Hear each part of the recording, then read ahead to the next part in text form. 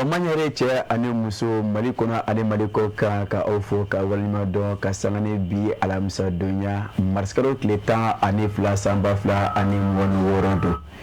So madono jemu kan a tɛ fɔ aw minnu kɔ k'aw fo ka walima dɔn ka daminɛ Bamanyere fo ka se togodaw bɛɛ lajɛlen na ka sangane aw ka baara kɛtaw ye nin waati na an minnu kɛmɛ ka sigi ka ɲɛma da Sherifa TV Jakanso fɛ madama jɛmukan in kana se ka fɔ aw kɔ an tɛ se ka aw fo. Dala Kuyate. Samaira Sanogo. I ni sɔgɔma. Nse yɛrɛ sira. Kɔni baasi t'i la. Baasi foyi tɛ n na. Ala kana baasi kɛ ne la. Ba. I yɛrɛ dun. Alhamdulillah. Ba kɛnɛ. Baasi tɛ n na. Ayiwa Samaira an bɛ foli di an lamɛnbaa jɛkulu ma. O bɛ bɛn. Mali kɔnɔna na fo ka taa se Mali kɔkan ma. Tiɲɛ don. Fɛn fɛn de ye Serifula Jabaranin suganti. Ka k'i ka kunnafoniw ta yɔrɔw ye. O don. An b'u fo k'u barikada. Tiɲɛ don. K'a fɔ u ma fili fiyewu Serifula télé kɔni ale nana maliyɛnden bɛɛ lajɛlen a lafiyali kama ani ka se ka kunnafoni jɛlen d'u ma nisɔndiya o kɔnɔna na an b'u fo k'u barikada. Kɛrɛnkɛrɛnnenya la minnu ye sɔgɔma dono jɛmukan kanu an b'aw fana fo fɔ sigiyɔrɔ la k'a fɔ ni an don k'an ye bi alamisa sɔgɔmada ale ta kɔnɔna na. O de b'a to Lala Kuyate. Ayiwa. An ka fuguri an ka salo ka bɔ dabada la. Kosɛbɛ. Walasa sirajan taama a ka se ka nɔgɔya an bolo. N'Ala sɔnna. Jɛmukan sigi cogo ɲɔgɔn kan n y'o de fɔ n ko minnu o tɛ san sɔrɔ juru kɔ. O t'o sɔrɔ. O siratigɛ Lala Kuyate. Dɛmɛbaa jɛkulu minnu bɛ jɛmukan na. Kosɛbɛ. Walasa ka se anw dɛmɛ ka jɛmukan ne ka daganamaya. Awɔ. An tɛ taa. Ayiwa Samaira. Ne. O ye Tezara maaw de ye. Olu de b'an dɛmɛ ka se ka jɛmukan in cari. Tiɲɛ don. O siratigɛ fɛ ni Tezara premier mɔlen don. An segin ka taa an ka technicien fan fɛ. An b'o suru k'o bila kɛrɛfɛ yanni suntigɛ cɛ. An sɔrɔ ka segin ka na. Baasi tɛ. Awɔ.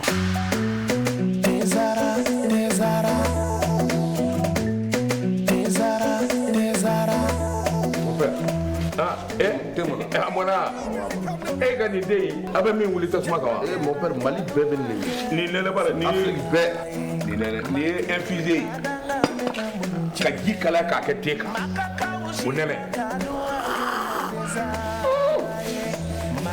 tiɲɛ la mon père nin ka ni tɛ jumɛn ani n b'o kun dɔ d'i ma Tezara. mon père an bɛɛ bɛ ko kelen na sa dɛ nin y'a kumaba ye e ye nin dɔn wa? surprise I ye nin dɔn wa? a bi yan a man kan ni sisan kɔni i ye te ko jara Tezara tew ka te de ye a bɛ san 30 bɔ ni cɛ wɛrɛ bɛ nin den na i y'a dilan kura ye ka segin ka na n'a ye k'a kɛ nin goroko in kɔnɔ wa ne b'a infusé de min han n bɛ min f'i ye i hakili to a la a bilenman o a jɛman o ni den ye tiɲɛ tew ka te sonsan bɔlen bɛ foli fɛ nka den tɛ. Jama jɛra ka duwa kɛ Tezara ye ma kelen ka danga mɛna budoji ye Allah farafindenu jɛra ka duwa kɛ Tezara ye ma kelen ka danga mɛna budoji ye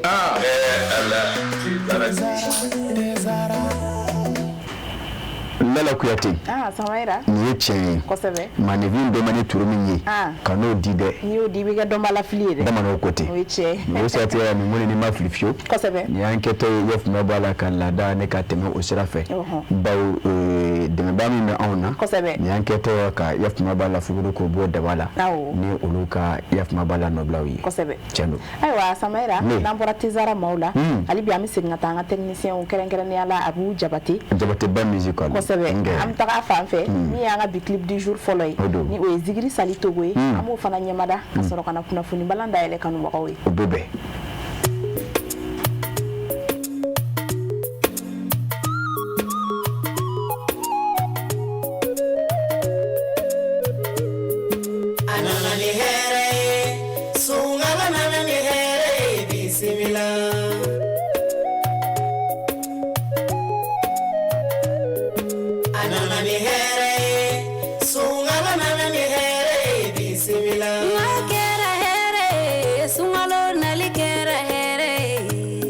Kaloti kalo mimbo sungalo do enana ni here bismillah inambeku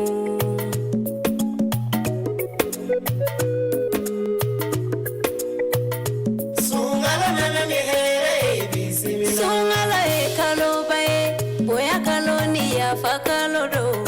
fama ala bato kalo do kira manta unga kalo do sungalo nana ni here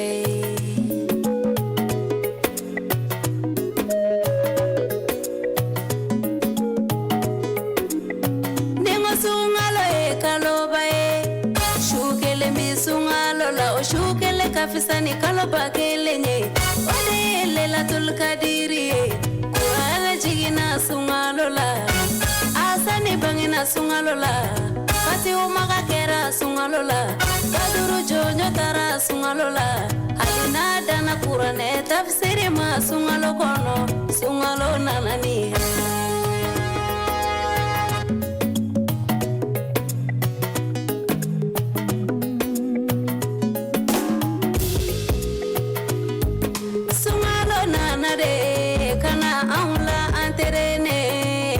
Kabo ala kotala bari sungalo manase ibi bai halala duminina kabai halala chiula ola sungalo manaba emanga son haramu konima tuguni Lala Kuyate. Samaira. Nime dilega nifuyiya. Kosebe. Katama to sena. Bulu fifa o John Mandi. Nga mbla nganson. O manuma ya o de kadoro. Kosebe. Kuna fona mbala mechogodi. Aiwa Samaira. Ne. Amezi salitukufu. Chendo. Blood miner. Odo. O naye kuna fona mbala da ela mi isorta. Na isorta. Ameta sugu min toko dalen do so Traoré la ni bela jelimba do sugu ngurala. Odo. Ameta kasara mi kera konna na kalote meni mbada amadugo mashila. Chendo. Ke Mali gouvernement ere willa ka demeke ka takanye shuma kun Lala Kuyate. Ako niye atagalage. Ne dile kani fuye ya mama ni be kunu ngono ko ekunda me batigeka. Bila jene hanna ko ogana ke kelende yi. Batige ko mato yewa. Ako Lala Kuyate o kunu ko nana. Do Frontier sabatemene ko fe Mali jamana ko nana. Lala Kuyate kasangani ya kumula tasuma ba wile do solo Traoré chwala sugulanu o yesugunu ngurayi. Lala Kuyate Mali jamana nyama o doni biche do bala kafara o ka wule ka jo ka kanyeshi mama jigatika ya munu sura kasangane ni kasara yenye akulala Kuyate okumu konana minisuru kungalo onuko intarabo ya bara wota kanyeshi jwa fiema minye kunkunta mekadi jago minisirima Lala Kuyate kamofetuke alebi uhakina kelona mimbe taleke mareja mona marali ane achema bole minisiri sura ni ubi ukalifa me general de brigade Isa Ousmane Kulubalila Lala Kuyate kunu aye asiembo akono koroni kata ya mabala esenjo ijwa fie ngonana Lala Kuyate akoni ata kalage usirati yala akoni tara iya mabala mumu saloke janko Lala Kuyate nya ye shengilo kabisa nya me ko chamake okumu konana atigala nkolo umana de bawo alabana ya mabala ka domulo chamata dala dumubula kunga kadi manunumo Lala Kuyate akoni ata kalage ako borla sibilele do kera afe stade Modibo Keita kono ni ya mabala sunungura ofere kela uye ako akakora fo damna na manya ka fobi ministeri so mimbe ni juafe besiga aira sura akonna na chogo dola ako onyema ya tambe kadi emo ako aleka ye ni kene Lala Kuyate oye jagwaye ako ale na kumi ni ode kasi akili folo keni makofolo nuyi madama Lala Kuyate kasiga donga fo degu anegelea abi hakemina ako Lala Kuyate ni atakalage ako alabana kaira ka fo ni abi sambisa wabobi ni ata ka kofleke ibaye ka fo tasma meno kono uluchara anga jovia okonnana ako Lala Kuyate okera ikefeke wali ni misera Mali dencha mafe akola sa kasiga dansaro dansi o barawla ako jamana kuntigi Lala Kuyate mi beteleke mianga ke famana ayeya mabala dasmusumunu ke kanyeshi misiri so chamamo wala sabla jene kasiga jega hakli jabo ke fere jonyo ukasiga soro uke walina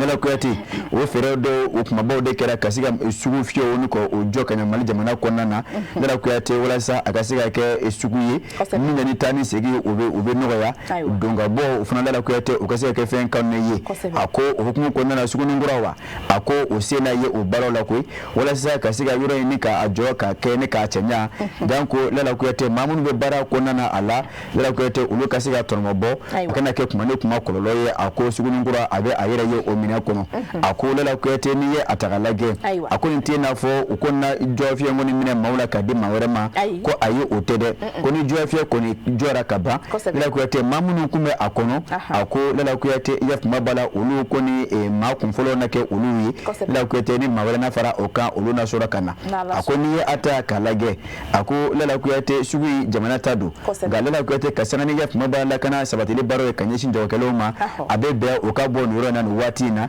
yoro bala kanyine ni nata kadi omadoni unataula ukata yaf mabala daira mo nyine yi sani jofie aka joni ka ke jamana nyama sakuyi uka sura kana Lala Kuyate wasa ka baro kunche se kura fɛn caman jamana ɲɛmaaw tɔ la dɛ a ko a ye min ta ka di jagokɛlaw ma Lala Kuyate e kulo ɲɔgɔnna jɔ a ko n'i ye ta ka lajɛ a ko sukoro o kiti 1000 sukoro 1000 awɔ 1000 kits de sucre a ko ka fara o kan malo o fana o 1000 Lala Kuyate ka fara o kan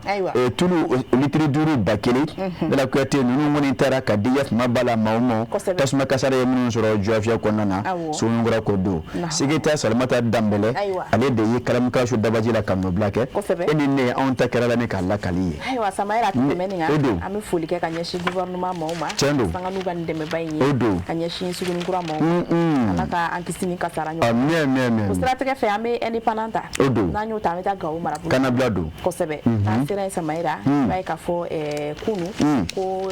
jatigɛ wale maaw kɔni y'u ka munugu wale dɔw kɛ Gawo marabolo kɔnɔna na minnu kɛra sababu ye ka drone dɔw fili ka taa Gawo kan dɔ kɔnɔna na tiɲɛ don Lala Kuyate a ko a kɛra kunu ka bɛn ni arabadon o marisi kalo o tile 11 ye a ko Lala Kuyate n'i ye a ta k'a lajɛ min bɛ tali kɛ diinɛ faamucogo jugu maaw la n'a ka di ye a fɔ kulo minnu kɔni n'a mɛn yafuma ba bɛnbɛn bɛ ta k'a sigi jamana ɲɛmaa jamana kan walasa ka se an ka bɛn ni k'a basigi ni k'a tiɲɛ a ko Lala Kuyate n'i ye a ta k'a lajɛ olu kulu dɔ de ka baara don o ye min kɔni ta ka ɲɛsin an ka Wolomasiri tabaw dayɔrɔ ba dɔ ma Gawo kɔnɔna na a ko Lala Kuyate n'i ye a ta k'a lajɛ a ko nin ma kɛ sababu ka se ka maani to a la ko nka a ye tiɲɛni dɔw kɛ a ko Lala Kuyate min bɛ tali kɛ yafuma ba la kibaruyaw la a yirala k'a fɔ a bɛ n'a fɔ sɔgɔmadayanfanw de fɛ a ko Lala Kuyate dugu jɛra dugu ma jɛ ni o ko ma ko taux de la matinée a ko maajugu ninnu kɔni filɛ yafuma ba la ka Wolomasiri tabaw dayɔrɔ min bɛ yen ni a tɔgɔ da mɛn yafuma ba la Firul Ag Anasar la Gawo kɔnɔna na ni ka o ka janfajugu kɛwale ta ni ka ɲɛsin a ma Lala Kuyate ka sanga ni o ka drone dɔw ye Lala Kuyate ni a bɛ wele ko drone kamikaze Lala Kuyate u bɛ min baratu ni ka taa ka ɲɛsin yɔrɔ dɔ ma ni a sera a bɛ pɛrɛn a ko Lala Kuyate o drone ko don a ko n'i ye a ta k'a lajɛ ka sanga ni o ka janfajugu ni kɛwale ye Lala Kuyate o ka drone dɔw kɔni sera ka yafuma ba a taayɔrɔ lasɔrɔ ni o ye kan kɔnɔna ye ni o selen ni ka laban ni k'a pɛrɛn Lala Kuyate o de kɛra sababu ka se ka tiɲɛni dɔw na to yafuma ba la baarakɛminɛ dɔw la a ko Lala Kuyate nka ka fara o kan Wolomasiri tabaw olu kɔni sɔngɔ ni kɛwale in na o nɔngɔni fɛ Lala Kuyate u ye u ka fɛɛrɛw sigi sen kan min kɛra sababu drone kamikaze tɔ minnu kɔni bɛ sani dugu cɛ ni ka olu bɛɛ lajɛlen bunte ni k'a lasegin ka taa o bɔrɔ la Lala Kuyate a ko n'i ye a ta k'a lajɛ o nɔngɔni fɛ Wolomasiri tabaw u ye zolen dali daminɛ min bɛ tali kɛ patrouille la janko ka se ka dɔn k'a fɔ maajugu ma ye ale bi furancɛ la Lala Kuyate ka se ka olu ni diɲɛ fara ɲɔgɔn ɲa Lala Kuyate a ko o baaraw kɛra Wolomasiri tabaw fɛ o kɛra kunkɔrɔta ani hɛrɛ ye Lala Kuyate a ko n'i ye a ta k'a lajɛ a ko Lala Kuyate maa bɛ se k'a fɔ o kɔni o ka nin kɛwale jugu min bɛ tali kɛ diinɛ faamucogo jugu la a bɛ n'a fɔ labɛn a kɛra o fɛ a bɛ tile dama bɔ bawo ni maa min ye a ko yɛrɛ kɛcogoya ta ne k'a ye e b'a ye k'a fɔ a ma kɛ kunfɛko ye a ko n'i ye a ta k'a lajɛ Lala Kuyate a ko nin bɛ san 2 bɔɲɔgɔnko bɔ bi Mali jamana Wolomasiri tabaw ka se ni jamana ɲɛmaaw ka kunkilennaw ye o kɛ mɛ ka lakana ne ka a sɛbɛkɔrɔ bonya Gawo ni a dafɛ dugu bɛɛ lajɛlen kɔnɔna na walasa ka se ka jamana kɔnɔdenw ni o bolo kɔnɔfɛnw ta ni k'a kisi a ko Lala Kuyate o de kɛra sababu ka se ka nin tiɲɛni ni k'a dan sira la fasiri kɛba o de ye Abilaye Jara ye an y'a salo ka bɔ Kanabila kɔnɔ ka se n'o ka bi bɔli ye Samayira a tɛ tɛmɛ nin kan hali bi ka dugawu kɛ jamana in ye bɛn ni basigi Ala k'u sabata amina yarabi an ka finitigiw k'u fanga se halisa jugu Ala k'olu dɛsɛ amina yarabi o siratigɛ fɛ an bɛ Nouvelle Horizon ta an k'o ta ɲɛdan kura n'an y'o ta ka sanga ni bingani wale kɛlɛli ye ka bɔ Bamakɔ faba kɔnɔna na min bɛ tali kɛ an ka ba polisilakaw la minnu dagayɔrɔ bɛnnen don ACI 2000 ma olu ye wulikajɔ sabati Samayira k'u tɛgɛ da maa 2 kan minnu kɔni bɛ maaw bolo daraki k'a da u kɔ k'u bolofɛnw minɛ Lala Kuyate n bɛ deli ka nin f'u ye yan a ko ni fiɲɛ jugu ni a ye cili dabɔ Lala Kuyate e kunna donni ye kana ɲina o kɔ Lala Kuyate a ko fasiri kɛba n'i ye a ta lajɛ Seydou Konate a ko Lala Kuyate ani selideni tɔ cɛ a ko o de ye panko kelen ani ɲɛwawa ye a ko Lala Kuyate olu kɔnɔna na bi Bamakɔ bilama Lala Kuyate an b'a la ko sunkalo ko an bɛ o kɔnɔna na ko tile b'a la ka bɔ no waati na abe anka ja lala kwete mangana jugo fana olu be anka akola lala kwete ni atagalage okumu kona na abe ben waati na bela jene ka janto eyere la ako kasana kuno fonya uyi lala kwete mi betaleke yef mabala commissaire Youssouf Koulibaly la ka fara mi betaleke akoto de il reçoit de l'enquête menée par des éléments du commissaire Youssouf Koulibaly o ya yira kafo ko ba plus la ka na kadi da kuna kele kasana o ka wuli ka jo wala sa kasiga jimna ko do tano ko kishi ako o ka nyini do ga sababu kasiga tiga da mafla ka lala kwete mafla munu ngoni kuma o ko ne kema ka nyonta moto dola lala kwete o ko ne bongota kunu kun lala kwete adola fanyini fion o ga sabati oburu ako ro kuma ko na lala kwete 5h du matin watu o ko ne flani ka moto taxi bola do ani mami ngume akofe ni ka tiga da oluga tout de l'Afrique o masuran la ako lala kwete o keto ko ke walike ako mado kume yaf mabala franjala madama moto telman bola do were ale kelen kaye ale koniye kluda jango de mekata kanyeshi atonyoke mami mbala bimbala ka keminka ako o kelen ka o klu kame o ye marafa bone ka yaf mabala tasma shuru o chefu o chenka bela kwete ninga soroka bulu ni moto yi ako ja o mena ka fo moto mini abe obulu o koma ko géolocalisation o be moto ina bela kwete o bola katani o ye okunfe ko kinda ba ko mi metaleke jurone para o konana commissaire de police de la CDMili de la côté moto bola intera atada olu kloka ni o kasane planté doye ako o manyema commissaire de police no mo arbi ka fara yaf mabala aka chedonka o nongo ni fele la côté olu la yaf mabala ka barao tane ka nyeshi koima la côté o rekira swabu kasane géolocalisation de moto ina o tara bo moto inka fa jurone para ka o fele la côté ka ira ka fo mafla ni fana cho o tara soro olu be la côté ka fa moto fana kan moto were fana menen kuma oburu ako o kelen ka mafla ni menen ka tiga da o kan ni ngale buso ni o yota ne ka gen ola mafla ni la bana ka jongola fo ka fo ko andombe ala yado ngala ko yati ako ka fara moto nunga o la bana ka ta soro ko ko pistolet automatique de fabrication artisanale ako o fana menen oburu ako mafla to o de kakai samwa anuluvla an eska samwa anishigi ngala ko yati o nongoni fe o ko yetara ko dikirti la mo jango onuminga kan ukada ukan jango klotiga ube falisomi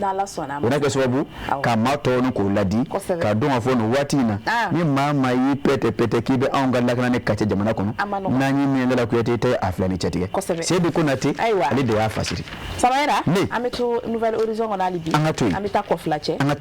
alebe kanga ba circle fe na sira yi suku ko ni jinna sabaira minga sababu ye kasika ma woro bonyongo olu jogi ani chieni chamange minana sira ofe ma woro nuna ma durube kolu ko ninga joginda ka jogun ko sebe o kuma sira ko flache ba ma se folo de bashite ngon sira kanga ba sira ko flache ne jamana yalawo yado ai danso ko sa amba neche ko sebe yala ko yati fashiri ke ba ako ode mahamani turiye ako depuis samba fla ani mo wonu woro damine fabi yala ko yati tasma meno ko ne ko meke wole mi nyo onya melela ko yati ako mi ya alaki bara juguye ode ye tasma abala kamero mina ode juafie ko no yi ako lela ko yati na sisa anda sera mi ma ode de dosoro trado chola suyewa yora anya umana la ko te ka fara oka e baye ka foko tasma mena ayera yoro chamana ako ode kum ko lela ko yati ako angata ko flache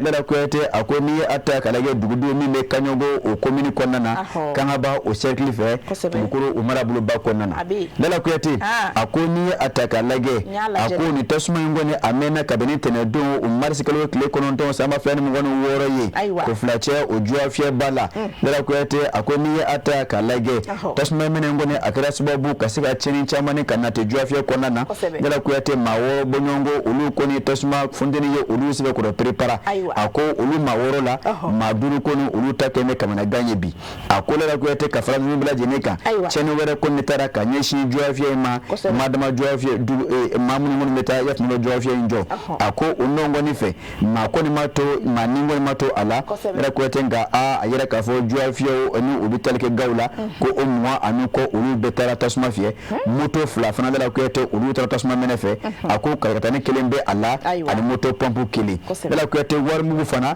ako tasma chama tasma ufana shishi ka ke yaf ma bala fivi lela ko yati mamunun kon banana do mawla bana ka deneta ni ka warfa nyonga wa biduru bonongo ko lu solo ka tanu o ye kan ba docteur sola kan ba ko ulu kelen ka frakele kon folo ke ulu kala ba ko solo kana bango kon nana dala ko yati metelke abu dawla ade ye kan ba préfet jamana nyama ka no roblado onongo ni fe aleni yef mabala ajew jamana nyama o chuala o ye o sin fa berebere kata ko flache kasika ta yef mawe nyeda ko inka deme kun folo ko ta ko di ma ko folo numa ninka laba lala ko te kanu wada ke bana batawi fasiri mama ni ture ale da ya fasiri eni ne onye antakara ka awala wala yi samaira ne ka do ke bana batawi odo kele ya dafali ala ko duma ni mo segna nuka so amina samaira ni sugu jeni goyi akobi fega mauga ukamana lala ko yati ni nanta ya ala ka antakala amen ala ka danima amina o la saka bok na fun balango no bi odo ami soir de Bamako na soir de Bamako samaira ko anga finiti wo wili ka joba do sabati kunu ngo kaseka bamanchi tigla mauka bingani wale do kumbe kerenkere ni ala zantigla ale posula da ale ma fo kon kembe alhaji ebi bi koni ito fana fo laji maganta bali koni eti fana fo to baywa aiwa kashe masigiga folo asigiranga eni sera makadomi de kashe besigi wa sigira anyina be sigira sona nala sora bala kashe be sigina lala kuyati fasiri nyata Bamako ula nakadi ode so de Bamako yi medele kafuye ni kle ode bi na Bamako ula akolela kuyate angata yat mabala Bamako ni seguche lala kuyate osra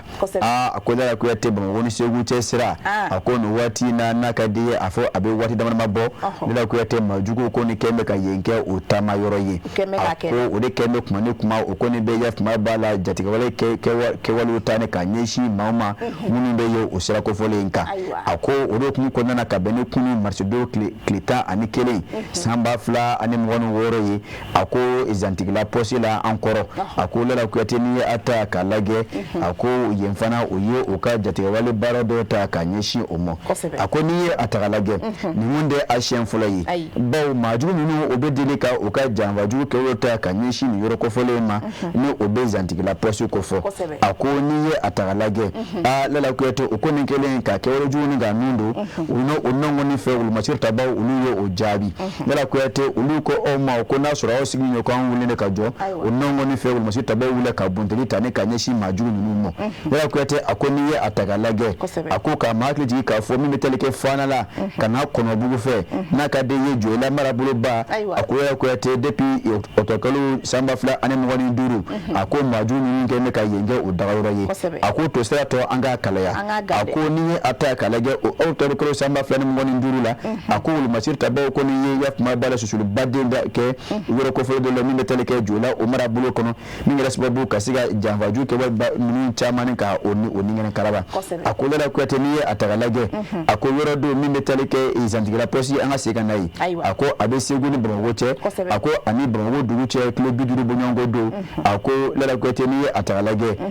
kuma ni kuma majugu ko nde uka babale tani kanyeshi lu masir tabaw dagawra ma ni nde zantigala uka ofi kunka akewo ke ofe alhamdulillah rabbil alamin ubita shuru masir tabaw ulu sige me ko makonai wa nu nana ulu be bunteli takada uka fa obe nimisa uka nalila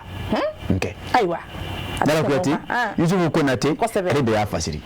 samaira ali biya me do ka nga finitigu ye kodi ala ku fanga si amina ala ku fanga si ala ku ninkisi odo amto soir de Bamako kono samaira ka shoro ka chendo dala kwati ola ameta iyef mabala ja nke ote bozo dugu de odo la ya jara ale de kalam kala shu dabajila ako ngata jamana chamanta fanfe ako l'école de ja fermée par des groupes armés non identifiés te kuna funu duma yede bashite dala kuyati ako la ya jara ye fasirike la ya jara kodi ako ni atagalage minde talike yef mabala alibi anga basigi chebawla ni obetalike yef mabala dine famto ju maula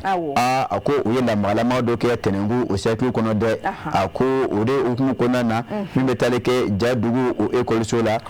okoni yi lala kuyate ulu dawo joa akara yef mabala majugu do fe mu masiga buguna tike kunga marma fente jugu kun bɛ o bolo a ko kɛwale in kɛra o fɛ marisikɛlaw tile 10 san 2026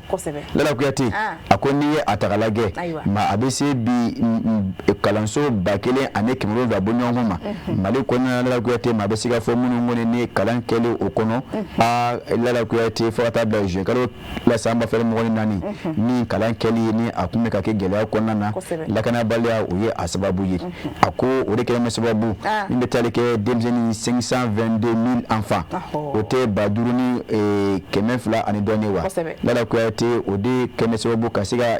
olu fana ka kalanko ni k'a bisi basa a ko nka yɔrɔ minnu kɔni bɛ yen ni olu ka degun ka bon kosɛbɛ a ko la o de ye Moti marabolo Bajangara ani Douanza a ko olu de ye yɔrɔ ye yɔrɔ min na ni maajugu ninnu bɔ ta mɛja kuma b'a la daga da yenkaw da la fa o ka kalanso ni k'o caman datugu a ko Moti de bɛ wuli ka jɔ ni o siraba ye ko 100 kalanso 25 bɔ ɲɔgɔn ko Lala Kuyate olu ye degun sɔrɔ o la a ko n'i ye a ta k'a lajɛ Lala Kuyate nin kɛwale kɔni kɛra o fɛ marisikɛlaw tile 10 ja dugu kɔnɔna na a ko wele datɔ don ka ɲɛsin jamana ɲɛmaaw ma Lala Kuyate cogo min na o ka se ka dɛmɛ ta ka ɲɛsin nin yɔrɔ kofɔlen ekɔlidenw ma n'a ka di ye k'a fɔ Mali jamana fantan bɛɛ lajɛlen fɛ jan ko kalan kɛ ko ɲuman a ka se kɛ denmisɛnninw fɛ fasiri kɛba Laya Jara don ale de y'a fasiri Lala Kuyate an y'a salo ka bɔ Suwɛri de Bamako o kɔnɔna na ayiwa Samayɛra Sanogo an b'a jigiya k'a fɔ jamana ɲɛmaaw u bɛna welekan in mɛn ka se ka dɛmɛ don jakaw ma yasa denmisɛnnin ninnu bɛ se k'u ka hakɛ dɔ sɔrɔ ni o ye kalan ye an b'i fo k'i barikada a diyara n ye kunnafoniw sɛbɛkɔrɔ walawala ko di dɛ faamuya sɔrɔ bi kunnafoni ko a ta baasi tɛ ayiwa an ka taa sɛgɛnnafiɲɛbɔ la o bɛ kumasogo kan ja an lafiya dɔɔni yanni an ka don jɛmukan kun filanan kɔnɔna na o bɛ bɛn ne ye Tezara de ye ka kɛnɛya ani lafiya sabati bɛɛ lajɛlen farikolo la a ka di kojugu ni ne bi yan gɛrɛn baro bɛ ɲaga wa bɛɛ lajɛlen ɲɛda bɛ walawala n'u ye ne min kaban dɔrɔn bɛɛ lajɛlen bɛ nisɔndiya ne ko jɔn de star yɛrɛ mais aw ka kuma ka ca sa ne de ye star ye ne ka di wa n bɛ dumuniw timiya ne de ye Lɛzara ye ne ka di denmisɛnninw ye wa mɔgɔkɔrɔbaw kɛrɛbɛ tɛ k'aw to ne mini na a b'aw kolo sigi k'aw mɔdiya o de y'a to ne ka di denmisɛnninw ye kosɛbɛ aw yɛrɛ fɛ jumɛn de ka di ani jumɛn de bɛ n'an cɛɲa ne de don tomate concentré Zara ne kelen pe dɔrɔn awɔ nka an bɛɛ de star n'aw ko dumuni sanuman caman a ye tobilikow la sanbalaɲɔgɔn sugandi n'o ye Zara ka dumunifɛnw ye a bɛ sɔrɔ Mali feereyɔrɔ bɛɛ Zara ye Nouveau Soleil SARL ka produit dilannenw ye sɛgɛsi babi ne bɛ ka nin yɔrɔnin fana fɔ i ye yan a ko n dara n nana dantigɛli bato la ko di o hukumu kɔnɔna na an bɛ segin k'a don jɛmukan kɔnɔ Lala Kuyate an bɛ sunkalo kɔnɔna na a ko n'i ye a ta k'a lajɛ sunkalo ani waati si tɛ kelen ye a ko ka sanga ni kalo yɛrɛ cogoya ani yɛlɛma yɛlɛma minnu bɛ don baara hukumu kɔnɔna na a ko hukumu kɔnɔna na an bɛ taa juya fiyɛ la nɛgɛgosilaw ka sun don ka baara kɛ surtout fangala baara e min ta ye Lala Kuyate e ta ye kuma mun ye dɔɔni b'a fɔ k'i sɛgɛnna maa minnu kɔni bɛ a y'a tɔ tɛ dɛ a bɛ don ɲɛna minɛ a bɛ n'a fɔ maa min yɛrɛ ye tile 15 ka sɔrɔ i ma sunɔgɔ Samayɛra ne cɛ an bɛna repos dɔɔni kɛ yanni seli ka se o bɛ bɛn sɛgɛsi babi o la an taara juya fiyɛ la maa minnu kɔni bɛ yen n'olu ka baara bɛɛ bɛ nɛgɛgosi ma sunkalo in kɔnɔna na an taara o kuma ɲɔgɔnya madama Fatumata Konate a n'a ka jatala a wulila ka s'o ma a ye somɔgɔ sama min sɔrɔ o la an tɛ diɲɛ k'o lajɛ baasi tɛ leminiya de ye fɛn bɛɛ ye fɛn fɛn ne lemɛnɛra ka ban a man gɛlɛn mais ne ma lemɛnɛya sa o de ye baara ye n tɛ tasumala baara bɛɛ b'a dɔn a ka jugu mais lemɛnɛya de b'a kɛ i y'a faamu ne bɛ sɛri de dilan bon a sugu bɛ yen parce que du b'a san k'a mara voilà ni waati de sera a bɛ sa n tɛ n'a y'a kɛ ni waati sera dɔrɔn du e mago b'a la a tɛ sɔrɔ voilà bon ne ka baara ye soudeli de ye bon ni waati an sigilen don komi an tɛ ka sori kɛ kuran de tigɛlen don fɔlɔ sɔni kuran nana an bɛ baaraw daminɛ bon an b'an débrouiller sunkalo kɔnɔ dɔɔnin dɔɔnin bon marché fana ka suma bon kuran mina wagati mun na an ka baara kɛ wagati k'an bɛ tila ka taa an ka feerefɛnw feere bon o y'a sɔrɔ su kora bon o gɛlɛya yɛrɛ de b'an kan kosɛbɛ an ka gɛlɛya kuran ko ye bon ni sɔrɔ fana t'an na baara la k'an bɛ se k'olu kɛ quoi bon an b'an yɛrɛ fɔ ne bolo an yɛrɛ mana mun sɔrɔ an bɛ baara kɛ n'o de ye mais n'a ye dɛmɛ wɛrɛ sɔrɔ hali ka fara an bolo kan.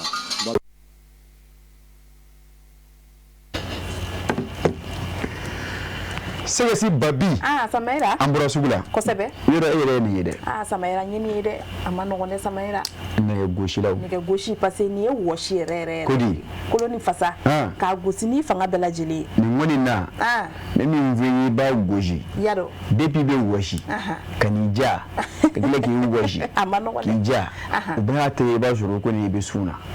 Bura kuyate a ka gɛlɛn kosɛbɛ dɛ ni baara wɛrɛ t'i bolo fo nin k'i dahirimɛ bɛ bɔ nin de la a bɛ kɛ cogo di a ma nɔgɔn an bɛ dugawu de kɛ Ala k'a fanga d'u ma amina yarabi limaniya d'u ma komi a yɛrɛ y'a fɔ cogo min na fɛn bɛɛ ye limaniya de wallahi a bɛɛ y'o de ye Samaira ko olu ni danbɛ yafuma b'a la Ala ko la wallahi Bura kuyate baara min ni e bɛ a la kosɛbɛ ni dahirimɛ de bɛ sɔrɔ o la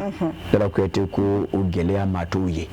ni madama ni limaniya b'i la ka ban ka fara o fana kan i b'a ye k'a fɔ i bɛ baara ko nin kɛ an ka taa ye Samaira o fana ye dɔ ye mais kelen fana bɛ degenna fana b'a la degenna fana b'a la degira baara la o don i b'a ye o bɛ k'i ɲɛkɔrɔ baara nɔgɔmaya a bɛ k'i ɲɛkɔrɔ baara fitinin e yɛrɛ t'a gɛlɛya santi tɔw b'a santi ka se niveau min na e yɛrɛ t'a bila yen nɔ halisa an bɛ dugawu kɛ Ala k'u ka sugu diya kosɛbɛ sunkalo tɔ Ala k'a kuncɛko ɲuman amina yarabi Bura kuyate o la an b'o fɔ k'o waleɲuman dɔn kosɛbɛ nɛgɛ jɔyɔrɔba de b'o la parce que olu bɛ fourneau de dilan a ma nɔgɔn dɛ fourneau dilanna ninnu ani kon kɔrɔsiw ani dosiyɛnw i b'a ye k'a fɔ a ye fourneau kumaba ni fitinin olu ka baara bɛɛ bɛnnen de ma olu ye fɛnw ye minnu ni a jɔyɔrɔ ka bon kosɛbɛ a jɔyɔrɔ ka bon du kɔnɔ parce que ni olu tɛ kɔnɔbara tɛ fa dɛ voilà maaya dugu jɛgɛ mɔgɔ ni ta maaya kɛcogo la o jɔyɔrɔ ka bɔ a la kosɛbɛ o b'a to hali bi an ka taa sugu kɔnɔ misɛn na an bɛ taa Tarawelew fɛ yen e ka fini kala wa ni waati na ne ka finiya ne ma fini yɛrɛ sɔrɔ jango k'o kala Samaira o tuma na fini n'a kɔrɔlen dɔ don kɛ o tuma na fini kɔrɔ t'i bolo e bɛ t'o kala wa n'a kɔrɔlen dɔ don e b'o don n'a kɔrɔlen dɔ passer don ten e yɛrɛ m'a fɔ yan ko ni sa bɔra ka bere min t'i bolo k'i b'o kɛ k'a gosi wa ni tiɲɛ ne ka sa in bɔ n bɛ ka kɔrɔlen min to ne bolo tiɲɛna ja hakili b'i la o ayiwa ne tɛna masa don la n'o hakili b'i la walima Ala ye maa ye yanni seli cɛ a bɛ se ka kɛ kura bɛ sɔrɔ e n'o sɔrɔ la o na kalan bilen wa a bɛ se ka kɛ kanubaga dɔ bɛ kura kalalen bannen ta sisan ka n'o di ne ma n'o bi sunkalo tile 23 ye awɔ e ma fɔ ko 23 wa an ma se 30 ma fɔlɔ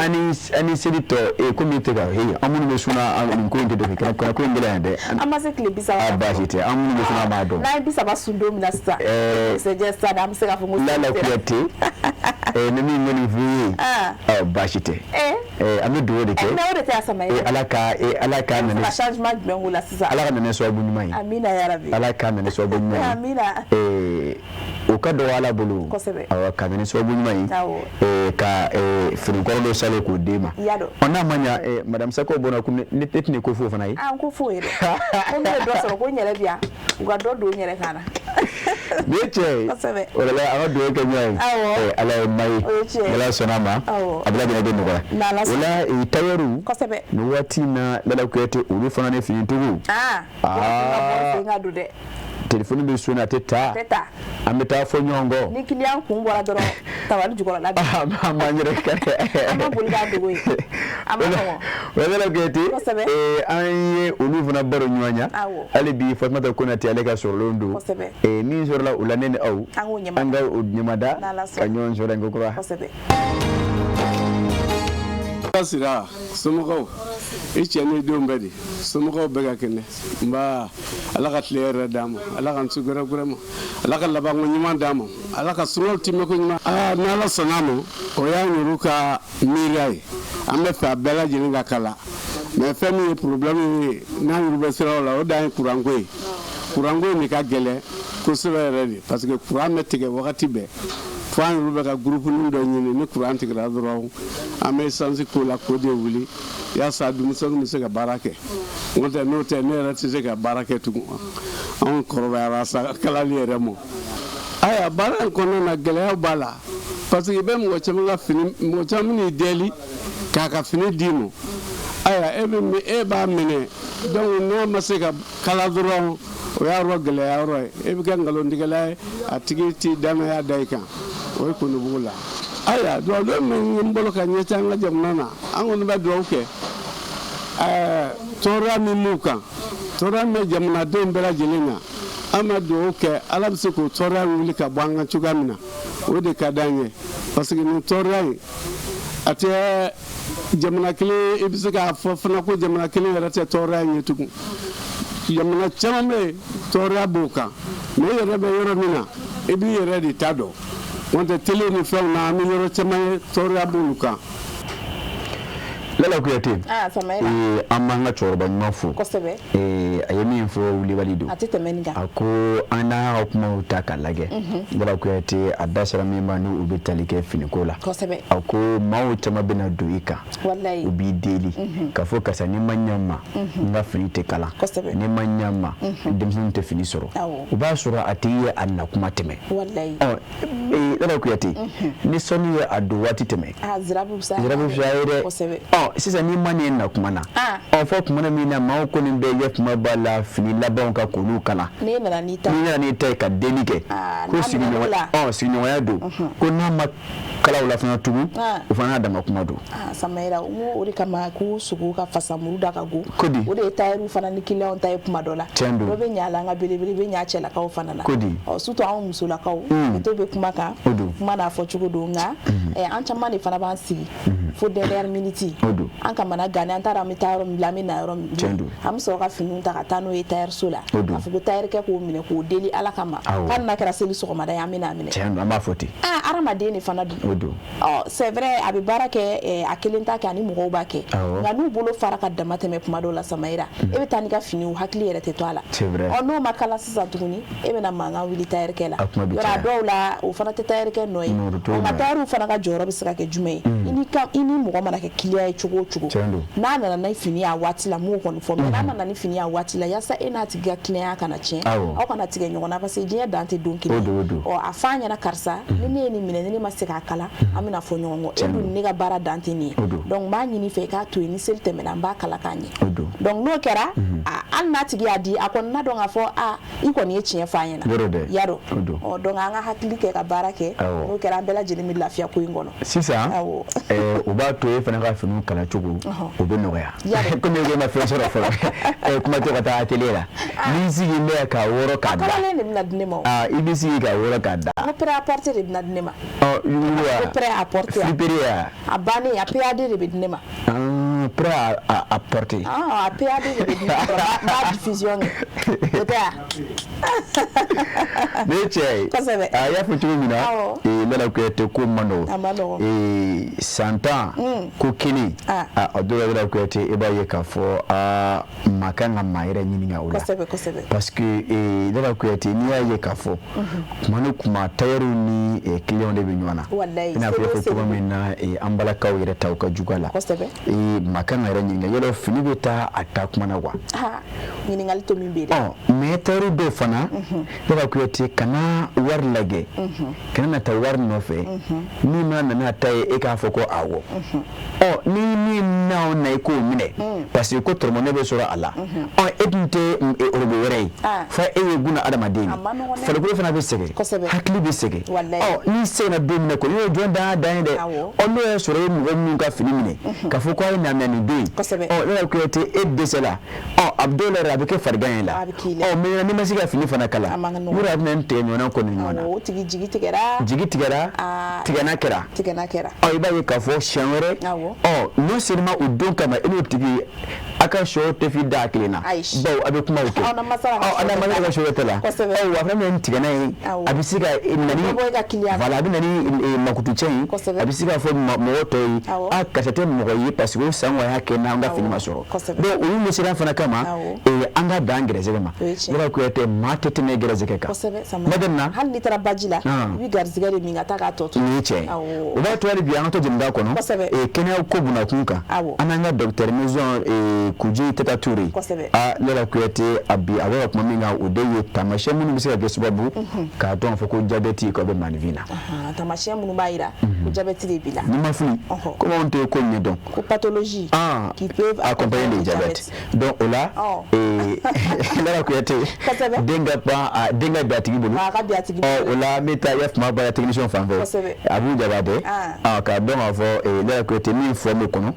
ani maoka jego siria na la sona ni tarafale mo sheri fla jabaran sola sanga ani wati o bisimila ko kura docteur ko jam kan keranya ni kenaka jam kan min sigira ka sanga ni songolo la horma kaloi wala saka au kuma foni anika au la famia wala yaula wala yaminu ni amu matarafa akachala ami anga shundo donto ko mana ka sor amakeni kololoi anga kenya uma usiraka anga bi jam kan mitali ka femika bana chama bi no oluni jabeti ye takama nyoyi ni jabeti yera mogomina akaka o bana nunu fene ka seke o tigila mɔgɔ fɛ tension b'u la kɛncɛya bana b'a la ani sukodun bana n'o ye hyperuricémie ninnu ye terimaw ye banako ta fan fɛ minnu b'u dɛ ni ka tiɲɛni kɛ kosɛbɛ banabagatɔ kunna o de kama ni jabɛti banabagatɔ nana kɛnɛyaso la dɔgɔtɔrɔ b'a dɔn o mɔgɔnin bɛɛ lajɛlen na ka fɔ nin bana kelen-kelenna bɛɛ lajɛlen kan ka ɲɛɲini o tigilamɔgɔ fan fɛ sabula ni kojugukɛla nana n'i ye kelen kɛ k'a tɔ to yen i k'a dɔn k'a fɔ i ka furakɛli ma taa yɔrɔ jan na o de sera ka i ka jabɛti bɛ furakɛ ni ka labana ka bana tɔw fɛnɛ ɲɛɲini o cogo la a ka ca ala fɛ jabɛti tɛ se ka problème se i ma wa i b'i ka adamadenya kɛ i n'a fɔ a ka kan cogo min na jabɛti de ye bana ye min ka teli kosɛbɛ ni ka ɛrɛndimi bila banabagatɔ la a filanan o ye tension ye ni jabɛti b'i la a yirala k'a fɔ sukaro de bɛ caya jolisira kɔnɔ n'a b'o cogo la banabagatɔ e kan ka fɛɛrɛ kɛ min b'a to sukaro kana caya jolisira la o fɔlɔfɔlɔ i ka farikolo labaara min bɛ sukaro permete ka bɔ jolisira kɔnɔ ka don faribu kɔnɔ walasa sukaro caman kana to jolisira kɔnɔ o ye farikolo ɲɛnajɛ nasiraw ye tagama b'o la baara b'o la sokɔnɔna baara misɛnninw ni muso don finiko o n'a ɲɔgɔnna caman sukaro de bɛ caya jolisira kɔnɔ i bɛ fɛɛrɛ ɲini min b'a to sukaro kana caya ye n'i bɛ ka sukoromafɛnw de dun i b'o dunni bila sukaro ninnu n'olu bɛ sɔrɔ an ka dumunifɛnw na yiridenw ka taa se o n'a ɲɔgɔnnaw ma farikolo bɛ se ka olu labaara hakili la ni aw an bɛɛ lajɛlen ye faamuyali ko ɲuman sɔrɔ bi jɛmukan na aw ni ce aw ka ɲamadali la ka ɲini an kelen kelenna bɛɛ lajɛlen fɛ an ka nin kumakan ninnu ta ni ka baara kɛ ni u ye u bɛ an dɛmɛ kosɛbɛ an ka se ka an ka sun don nɔgɔya kɔnɔ ka baraji bɛɛ lajɛlen sɔrɔ ka sɔrɔ a ma kɛ ni kɔlɔlɔ ye an ka kɛnɛyaw ma ka ni sɛbɛ-sɛbɛ ye kɛnɛya ko a tɛ tɛmɛ nin o ye sɛbɛ-sɛbɛ ye dɛ o ye tiɲɛ ye dɛ ala k'an bɛɛ sɔn kɛnɛya ɲuman na fɛn fɛn bɛ yen ni kɛnɛya ma fara o kan o ma dafa fɔlɔ kosɛbɛ ni ye sɛbɛ-sɛbɛ ye o la an bɛ an ka docteur maison docteur Kuji an b'a fɔ ka waleɲuman dɔn kosɛbɛ k'a Ture k'a Ture ka a yira a la k'a fɔ Lala Kuyate a bɔra ka ladilikan minnu d'anw ma kosɛbɛ i b'a ye k'a fɔ a ko ko diabète n'a bɛ manifin na ko a dɔw la ani bana dɔw de ye taama ɲɔgɔn ye o la maintenant sisan taamasiyɛn dɔw de bɛ yen diabète tɔ ni olu taamasiyɛnw bɛ e la donc i ka teliya ka taa kɛnɛyaso la o ka sɛgɛsɛgɛ n'a sɔrɔ diabète ni bana min bɛ taama ɲɔgɔn fɛ n'a sɔrɔ o dɔ t'e la donc n'o kɛra o bɛ n'a a sɔrɔ n'a kɔnna ka dɔ ko a b'i la donc ne la Kuyate i b'a ye k'a fɔ a bɛ kɔn ka furakɛ o de ka fisa dɔɔni kɔn ka wuli o ka fisa ni sen ka di ye ko di dɛ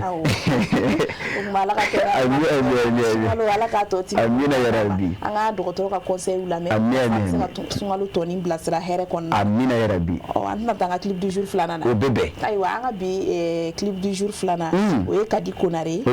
ko ala ka ɲi awɔ dan tɛ ala la an ka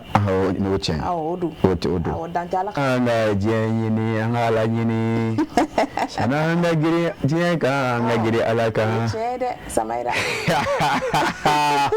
o tɛ nkalon ye zikiri Kadi Konare an b'a fɔ kɛnɛ in Lala Kuyate bɛ min fɔ i ye kosɛbɛ dɔnkili ne ka di wa a kɔrɔ de ka di wa a fɔli se ne ɲɛ n yɛrɛ b'a fɛ ka kɛ dɔnkilidala ye dɔnkili in kama o yadɔ sanni an ka diɲɛ ɲini an ka ala ɲini o kɔni ye tiɲɛ sanni an ka tugu diɲɛ kɔ an ka tugu ala kɔ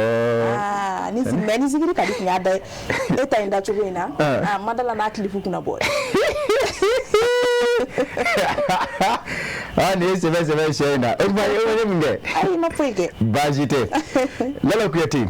Zigiri kadi amma fenfo ni chente. Ako angana jienini. Lala kuyati jienye wati kumurun kodi. Aye mimfo jien baji lala dono onaja. Lala kuyati jien kuluba dono uluna chi. Lala kuyati jien yiriba dono uluna karukubi. Lala kuyati jien abeba iko femake. Lala kuyati jien ante maya. Mami wati munuga ala dele ala ko ke wati mawnye ala ka clean mandama ka se ka bara mo ke munu me kambulu dalbi sini non te wati kasuru ko sebe dala ko te je kasuru abina fo e bulwandeni français fla je kasuru alkati moka ko sebe ya fo tuko mina ame do de kan yere na ma kono ala ka hakli madama kanga bara keta ke ala tawi amina yara jango domina ni mine melege atabe samo ka soro awni ala kadi amina o ba soro yafma badara ko to ge sababu e bita ta tuko mana non ta ame je fen fena dara ko te ema etajiti so le ka tabla kaburdo na wa ko sebe dala kuyate mobili ni work atara million domina ni ala yakabara ke ale mobili to songa do kono korbiari de akuni mobimina wala kun ta faka gramier la uba bo aka milliard mobili kono ka taka do korbiari kono ko sebe uba sura kene ka je ni so min joko bla dala kuyate odo obeta at bla yorola amma ko morgu ala atesha ka sokono ko sebe dala kuyate odo amuno hunye je nyoni teroi ni ekmudin ka onko dala ko tini kun on me ka bulu bache ko odo ante so chefe yado aishi la ko to odo an epunda an te siga tanga so fanga ta bolo ke fe odo te maye wallahi ekele biti da morgo kono ka bo do ya klibeji ka fo ko an fana kar mo woni foyi ko mo ya yere de dala ko tini bo morgula ka so ke si te siri ko saba an ka ngoro merge dala ko te kai ta ka dugu chechi ne ka te bla dugu ko fe ko sebe digan konnana wallahi ekele ki take dita e ka baraketa ma la kancin mauna amina ya rabbi awo samira nga sa ko baru inga tuti sa ko baru baby kuma mesumulo la musa ko baru la samira mami janya baru kana to ko lu branga ko la mala biati aya ya de vivre tike ya forma komi mala biati awa kainte ko wati bina ko am suru ne kono anga bijam ngai yere mala biati ni na me kan ba che wani muzo fu amu fu de awo fu lika ka ko sebe fanati jani konati tijani konati ama fu ka wali madon ko sebe ni wati na bena fo sumulu baka yado kunga me ni ngasuma doni sumalo ma no azuto akle mo wala ekle talabai ni asele echemera ma ni wali ni asele sisa no mba blanta bla ni asele o discuter li wali amunu tabla fiu ni asele on ngorama yaro chenga no amunu chenga wai tena chemne chew abena fo yara ma fere gere donc yara ni kalokele wera farala nga bo gushi ne mo fi ay waka kanu baga befo tian kuna teki foli de afofana ki ga boutique de la ma bela jele fo kanuna be fo de awo bela jele mo fo ni bure ita ke machina yaro ke masina na sera seda umu be no madame jara ama fana fo pharmacie konna ka barakela bela jele fo ka furu chenma fo o ba suro temena yoro de fo ko kolongo bulibana mai be mai sako aiwa mai sako ko sebe kolongo bulibana ambafu aiwa ka kolongo befu watina ko sebe Sherifa TV kanu babado yado aiwa amu bela jele fo samaira munu me maliko na afuka ta se maliko kana ma amu bela jele fo Sherifa Tele kanina o ka fo kuma filifio ye kuna fo ndiso la mandi de suganti ko ke o ka kuna fo nunta ro ya mbu fo o wale mandona aiwa samaira ma fo kanu mako nyana ko bita ko nanu wala nseme kana kete sade afo do ko inda o wala meseme do ke mesede awo ni ansele ni do ko wala do ni ma nonde to te ko labli ama no de awo nala do ko wera irana o tene wera tedi aiwa bashite aya uta sura meseli kono de basra meseli kono de awo Aiwa na ko ya cogo min ala sɔrɔ ya ala ka o yirana amina ya ala ko yirana amina ya rabbi jango onu sundabal na ana kenya anya bi ke nani ke ana kenya awo an ben sundabal nya bi la kuyate ki fo ki wali mando ka fo ki kuyate ka fo bara anyana ya fo to mena dogo kunta adola ana usojoro ni yorena kanu nyombra jene folen ko fe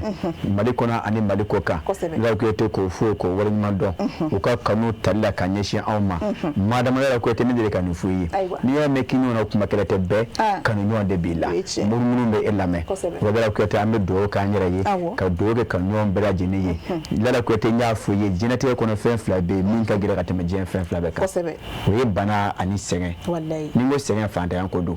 la ko yate ni ka kene la ko yate o de nyonte la o la fen fla min fla ka jini jen fen be o de kene ya ani soro la ko yate kene ya an ka poche gria o la me do ka nya yi fen fla min ko goni jen fen be ala ka antan kan kisho ma fen fla min ga jini jen fen be la ko yate ala ka yafma bala anta kala here ala ka shura ani kalmonka la ko yate malikuna ani malikoka kabela jene fo ka bewol mando ande sege ande nyina anga so bu mako an fana karamo malisa meto nga fana ngoto mbaw ko se islami jumale manyama ba anaka de maya asedu shirifu so bana hedara fa ba onin jangene buda ame afoko sibe ama mbaw fu ama mbaw fu du ko nanai ka chorba bra so bla jene fana fu ngara ko yate ni wati na kakanwa bla jene fu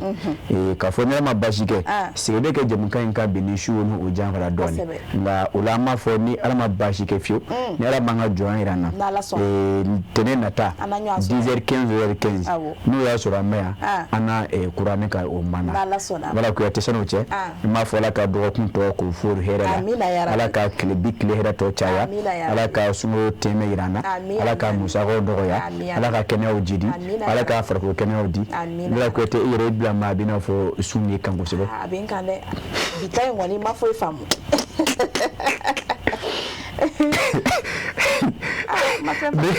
abu jabate barajana fande ve shara ku balikumbi fana ka shara bango ga abu la saka ga abu amma fo ko sebe ka wala madu ka bango ga bla fo achwala ka fo baranyambe ulami bara la don sabati me amma fo assalamu alaikum wa rahmatullah taala wa barakatuh ne desarade ka kɛnɛya ani lafiya sabati bɛɛ lajɛlen farikolo la a ka di kojugu ni ne bi yan gɛrɛn baro bɛ ɲaga wa bɛɛ lajɛlen ɲɛda bɛ walawala n'u ye ne min kaban dɔrɔn bɛɛ lajɛlen bɛ nisɔndiya ne ko jɔn de stari yɛrɛ mais aw ka kuma ka ca sa ne de ye stari ye ne ka di wa n bɛ dumuniw timiya ne de ye lɛzara ye ne ka di denmisɛnninw ye wa mɔgɔkɔrɔbaw kɛrɛbɛtɛ k'aw to ne mini na a b'aw kolo sigi k'aw mɔdiya o de y'a to ne ka di denmisɛnninw ye kosɛbɛ aw yɛrɛfɛ jumɛn de ka di ani jumɛn de bɛ n'an cɛɲa ne de don tomate concentré zara ne kelen pe dɔrɔn awɔ nka an bɛɛ de sari n'aw ko dumuni sanuman caaman a ye tobilikow la sanbalaɲɔgɔn sugandi n'o ye zara ka dumunifɛnw ye a bɛ sɔrɔ mali feereyɔrɔ bɛɛ zara ye nouveau soleil sarl ka produit dilannenw ye